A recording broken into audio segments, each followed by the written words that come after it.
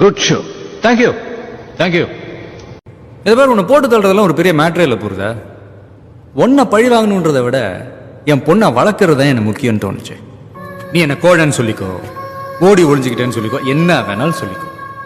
ஆனா என் பிள்ளைக்கு நான் ஒரு நல்ல தகப்பனா இருந்திருக்கேன்.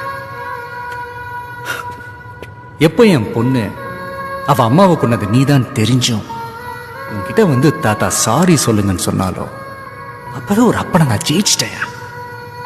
எப்ப ஒரு அப்பாவி பொண்ணை ஈவு இறக்கம் இல்லாம உன் பையன் கற்பழிச்சு கொன்னானோ அப்பவே ஒரு அப்பனா நீ தோத்துட்டேன்.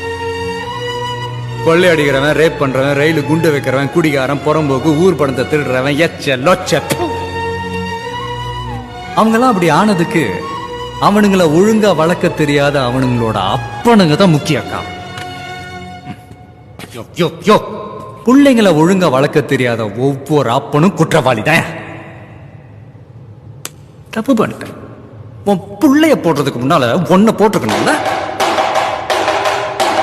என் கடைசி ஆசை என்னன்னு கேட்டல நீ செஞ்சுட்டுமா?